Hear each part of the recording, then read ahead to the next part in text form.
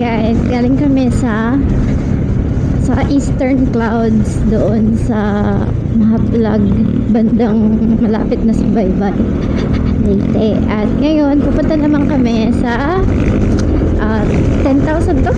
16,000 blossoms. So dati nagpunta na kami doon, pero ang dala lang namin ay cellphone. At ngayon ay meron na kaming camera 360 at DJI drone. So kukunan namin ang kukunan namin ang aerial shots, drone shots ang buong place na yun. So abangan. Char. So ito pala yung road papunta doon. Alam niyo guys, ang ganda talaga ng daan dito sa Leyte, yung highway nila, kasi walang mga lubak-lubak. Unlike dun sa amin. Hindi naman sa sinisiraan ko, nasasabi lang naman ako ng totoo. Kaya kung mapapansin ninyo, kaya share lang namin sa inyo na umaabot lamang ng 2 hours or minsan hindi nagto 2 hours buns, no? Ang hanggang to Tacloban. Kasi nga smooth lang yung daan. Pero ano lang talaga dito, maraming mga curve na mga daan, mga kurbada. Kasi nga ganito talaga dito. Hindi ko alam kung anong dahilan.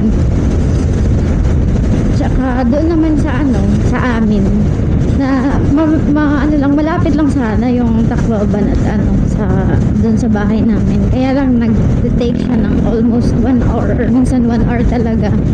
Kasi syempre kailangan mo mag-ingat dahil sa mga lubak-lubak na daan. So napakarami yun mula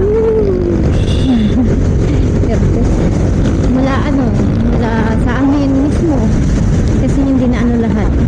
Oops, careful. Napad ang asawa ko, mabilis to mag-drive. So, tingnan nyo, yung speed namin is 86 na, 85. Lahat to na nauunang sasakyan, inaano nito, ino-overtake. Hindi, pag safe. Kasi feeling niya king of the road siya. King of the road. Mara naka-big bike kay king of the road. Double line man ganyan. Di tayo mo overtake. Minsan, pag may camera, nagpa-follow naman siya sa rules. Korte. Pero pag walang camera, hindi, biro lang. Pag alam niyang safe, kahit merong mga sign sa daan, sa kanya ko lang talaga guys nalaman. Halimbawa, pag may dalawang yellow line, ibig sabihin, both sides walang mag-overtake. Tama ba? Doon. So, feeling ko nga, ready na akong mag-take, kumuha ng license. May papasa ko na yung exam. Sure. Pero pag hindi, ingat. So, dapat look careful. Kasi, syempre parang, back ride. Tsaka pag nagkakapamilya ka na, dapat mag-iingat ka na sa daan. Kasi, we have so much plans in the future and, maiwasan natin yung distract. Syempre, prayer. So, diba, kita nyo naman. Napakaganda talaga na daan. Asphalt ka. Tsaka, hindi pa lahat ng daan 4 lanes. Meron na naman sa gilid, pero yung asphalt is 2 lanes pa lang. Yan. Right.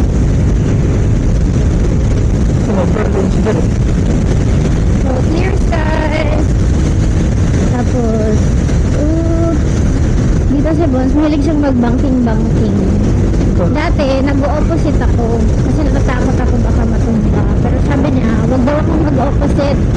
Kasi pag nag-opposite daw ako, mabigat daw yung sa motor. Nabibigatan siyang i-drive. Kaya susunod na ako. Pag-curve, din. Dapat na slow lang.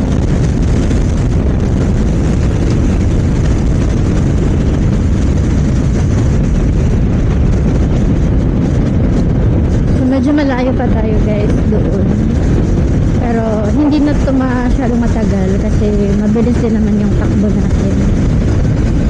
aabot tayo ng 100. Makwento ko pala sa inyo guys, yung election. Kasi doon, malayo kasi kami na-assign kapag serve dun sa board of electoral board pala, AD. So, malayo kami dun sa lugar namin. Siyempre, kailangan namin mag-vote. Support na din sa right to suffrage or pag-exercise pala yung right term dun sa right to suffrage. Though non-partisans daw ang mga teachers. Meron akong isang cousin na sumakay. Mas wala siyang helmet kasi nga diba dalawa lang kami. Pero pinasakay namin. Doon din naman doon uso yung helmet doon. Tapos syempre nagmamadali kami kasi alas 3 yung cut off. At umalis kami doon sa namin, polling place. Yun. I mean, doon sa station namin. Umalis kami nung time na wala nang yung boto halos. So, mabilisan yung takbo namin. Tapos, wala, lang ako. Na-realize ko na dahil mabilis yung takbo na yun, naisip ko na, yung mukha nun, parang nagbabibrate na yun. Kasi ganun yun. Dito na tayo? Doon? Boy? Makinas pala yun eh. Nagbabibrate yung mukha. Hindi vibrate, parang naano siya ng hangin. Pag-uwi namin, tinukso niya ako. But I mean, nung nakabalik na kami, tinukso niya ako. Parang niniwi-ngiwi niya yung mukha niya. Hindi daw yung mukha niya after yung sumakay doon sa sasakot. Kasi minsan tong asawa ko, hindi din siya nagmamain. Kasi wala palang helmet. Minsan nga, nag-aaway kami dahil hindi siya aware na umuubo siya at may intercom pala kami nabibingi ako or yung paghinga niya, naiinis ako. Minsan pinapatay ko yung intercom. Nag-close yung mong pan? Yung glass? Ay, mong pan? Oo. Bakit? Maingay? Ha? Aman.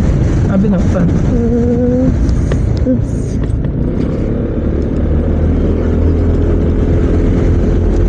Sa asawa ko lang din guys nalaman. Sa asawa ko lang nalaman na parang nakakapagod mag-drive. Kasi hindi lang siya physical kundi pati mental. Dapat alert. Kasi ang dami mong tinitingnan. Una yung daan, tapos yung left and right mo, baka sakaling Side mirror. mga side mirror. Kasi baka sakali na merong mag-overtake sa'yo. Tapos kung pupunta ka naman sa kabilang lane, baka merong sasakyan, mga Lubak. tsaka yung mga lubak-lubak na daan, titingnan mo din yun. Tsaka pag gusto mo mag-overtake, titingin ka dun sa front, sa nauna sa'yo, kung meron ba, safe ba, pwede ba. Tsaka basta, ang dami ko natutunan sa kanya. Sana, makabili kami ng 4 wheels, di ba, Buns? Oo. Kasi, minsan kasi pag nag-motor ka, ang advantage niya, kunyari traffic, makakalusot kayo, at ang pinaka-advantage niya is tipid, di ba, sa gasolina, compared sa may sasakyan ka, magastos, when it comes to maintenance, mas magastos talaga pag 4 wheels ka. So, yun yung advantages ng pagmumotor. Pero yung disadvantage niya is talaga guys, hindi talaga i-effect ang matatayon mo. Kunyari nakatira ka sa sa syudad, tapos syempre nag-brighten up na yung kulay mo, kunyari, dahil ilang years ka doon. Pero pag nagmotor ka talaga ng kahit 1 week lang or days lang, babalik talaga sa dati yung kulay mo. Wala, makingitim ka talaga. Tapos another disadvantage is kapag umuulan, parang kailangan yung sumilong, or kung meron naman kayong mga raincoat, magbibihis, mag-raincoat kayo sa tabi ng daan. Tsaka pag may nakasalubong kayo ng mga sasakyan, tapos merong mga na tubig dyan sa daan, matatalsikan kayo, mga ganun. So isa yun sa mga motivation namin ito, na someday hindi na tayo susilong tuwing umuulan kasi 4 wheels na yung dala natin. Tsaka may sasakay na natin yung hindi na lang kaming dalawa yung magta-travel, kasama na namin yung family namin. So isa kasi yun. Siguro mag-upgrade na tong asawa ko ng license once, no? Mag-upgrade na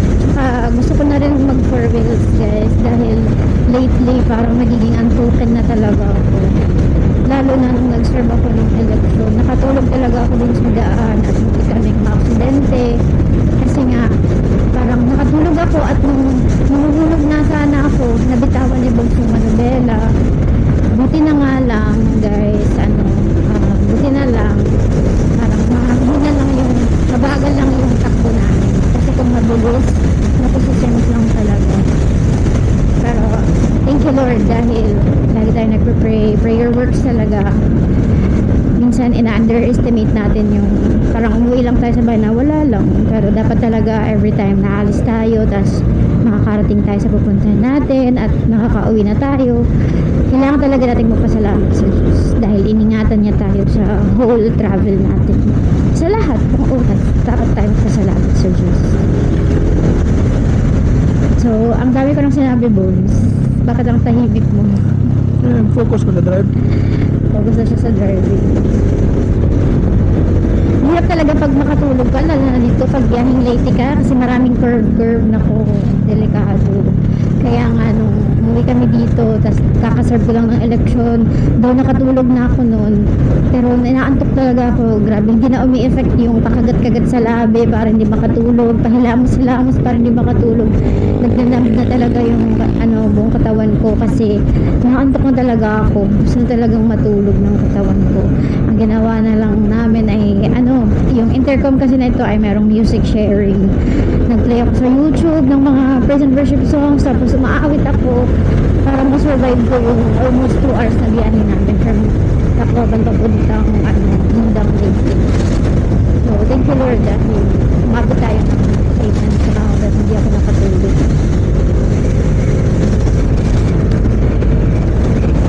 Guys, so pinara kami ng mga police. Meron ditong checkpoint, Comelec checkpoint. Parang tiningnan lang yung U-box namin kung anong laman. Baka merong akala namin license. Buti na lang hindi sumama sila mama Bruce, no? Akala namin license, pero U-box lang naman pala yun. Pero hindi kami nag-worry kasi meron naman si boss license, tapos kaka-register lang ng motor namin, kaka-renew ng registration. So, by the way, about doon naman sa registration, na penalty tayo, boss, no? Kasi na siya, lumampas. Pero, syempre, hindi naintindihan lang na bakit lumampas. Kasi nga, hindi niya kasawa ko, nakakababa lang niya nila. Kaya yun. Malapit naman tayo sa diversion. Basta pa. Sige. Hi guys, dito na tayo sa diversion road. So, shortcut tayo. Doon tayo pupunta doon sa proper talaga ng Baybay. Doon sa mismong city. Tsaka mas mabilis dito kasi nga shortcut. At gagawin namin yung challenge na nakita namin doon sa Facebook. Ano challenge yun? No, yun doon. Dali, safe mo na isa here. Ikaw na ba? One. 1, 2, 3, go.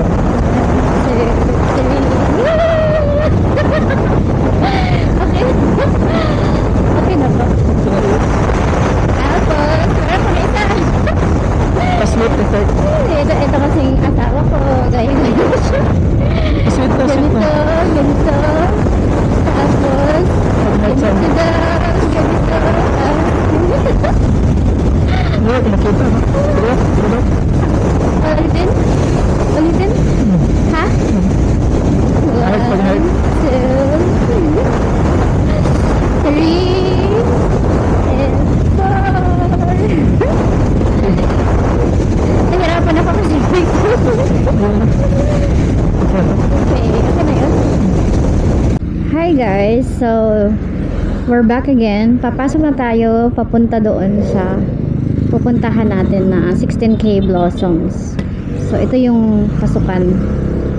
So ayan, nakikita nyo Lintaon Peak. Yun yung tawag dun, Lintaon Peak. So ito yung daan papunta dun. So mamaya ipapakita namin pag paakyat na kami pataas.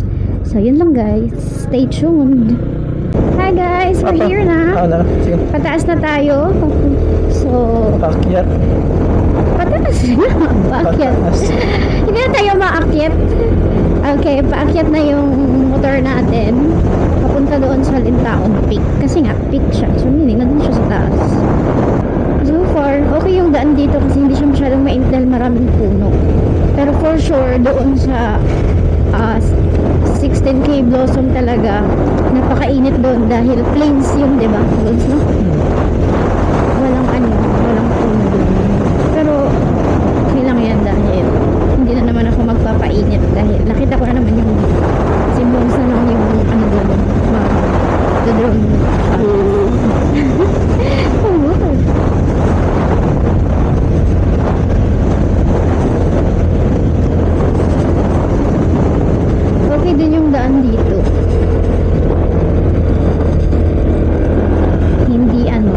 lubak.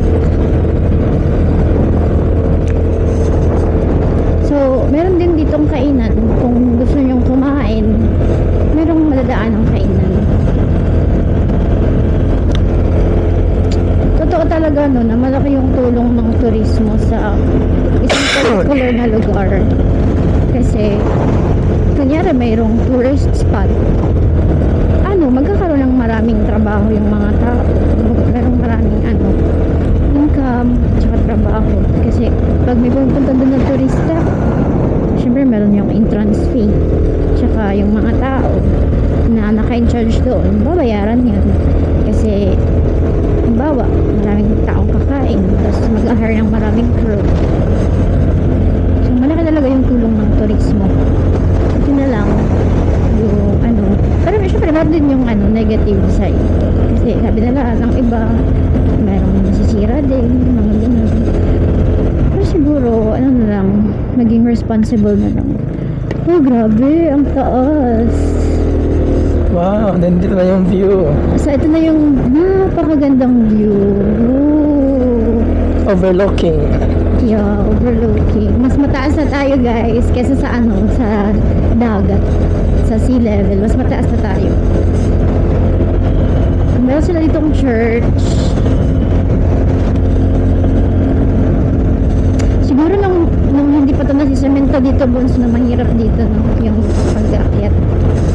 Basin, siguro. Wow! Batanes! Sure. Hindi ko alam kung makakapag-Batanes tayo next baba mo, Bons, no? Depende yan kay Lord kung papayagan niya tayo. Wow, ang ganda, greens. This scene feels like This scene feels like what I scream. So ito na yung sinasabi ko sa inyo, yung station ni Mary. Yung taas. Meron din yan sa Catbalogan. Pag pupunta kayo dun, makakakita din kayo ng ganito. So, ito na. Makikita niya na yung 16K roses.